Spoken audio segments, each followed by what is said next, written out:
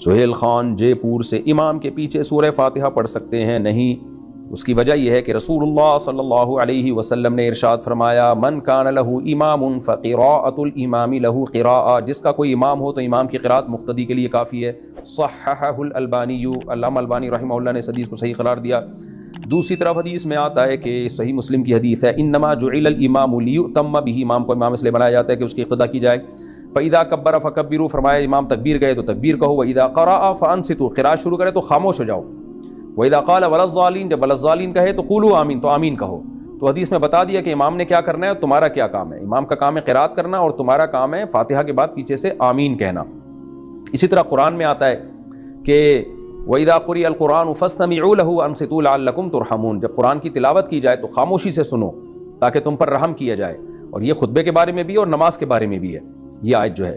تو ان دلائل کی روشنی میں، اور بعض صحابہ کے بھی سخت فتاوی اس بارے میں، عبداللہ بن مسعود رضی اللہ تعالیٰ عنہ کا، تو ان کی روشنی میں وہ حدیثیں جن سے ہمیں امام کی قرات کا جواز کا پتہ چلتا ہے یا حکم کا پتہ چلتا ہے، تو وہ حدیثوں میں تعویل کی گئی ہے، ورنہ یہ دلائل زیادہ مضبوط ہیں۔ تو یہ دلائل زیادہ مضبوط ہیں، لہذا اس کے مقابلے میں جو حدیثیں ہیں وہ یا تو سند کے لحاظ سے کمزور ہیں یا وہ واجب التعویل ہیں۔ واجب التعویل کا مطلب جیسے ایک حدیث میں آتا ہے اقرأ بہا فی نفسک، جب امام کے پیچھے ہو تو اپنے دل میں پڑھو، تو دل میں کا مطلب کیا ہے کہ اس کے معنی اور مفہوم میں غور و فکر کرو، تو اس طرح سے تمام حدیثوں میں تطبیق ہو جاتی ہے۔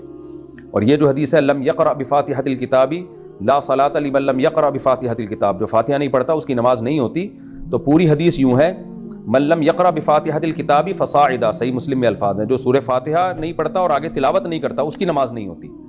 تو ہم کہتے ہیں امام کے پیچھے آپ تلاوت تو کرتے ہی نہیں ہو، فاتحہ کے بعد تو ویسے بھی آپ خاموش ہوتے ہو۔ تو جو اس حدیث کا مطلب ہے وہ اس حدیث کا بھی مطلب ہے جس میں آتا ہے کہ جو فاتحہ نہیں پڑھتا اس کی نماز نہیں ہوتی۔ تو اس سے پتہ چلتا ہے کہ فاتحہ نہیں پڑھنے کا مطلب جو امام کے پیچھے ہے حکماً اس نے فاتحہ پڑھ لی ہے، تو امام کی قرات مقتدی کے لیے کافی ہے۔ مطلب یہ جب امام نے پڑھ لیا تو مقتدی کو بھی یہی سمجھا جائے گا اس نے پڑھ لی ہے۔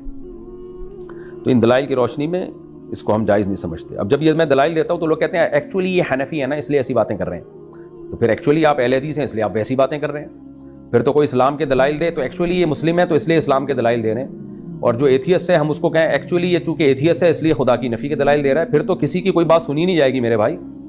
تو یہ کہنا کہ یہ حنفی ہیں یہ شافعی ہیں، دلائل سے میں بات کر رہا ہوں، میں کیا ہوں وہ تو میں جانتا ہوں، کس فقہ کو میں حنفی بھی اگر ہوں تو اس لیے ہوں کہ دلائل کی دنیا میں امام حنیفہ کا جو فقہ ہے وہ شورائی فقہ تھا اور وہ بہت مضبوط فقہ ہے، وہ اکیلے امام ابو حنیفہ کی رائے کو فقہ حنفی نہیں کہا جاتا۔ بہرحال اگر کوئی اس رائے کے علاوہ دوسری رائے کو فالو کرتا ہے تو وہ جانے اللہ جانے، لیکن یہ جو ہمارے ہاں شدت پسندی والا راستہ ہے نا، یہ سمجھتے ہیں کہ بس ہم ہی قرآن حدیث جانتے ہیں باقی تو سارے گھاس کھا رہے ہیں، یہ سوچ کو بدلنے کی ضرورت ہے۔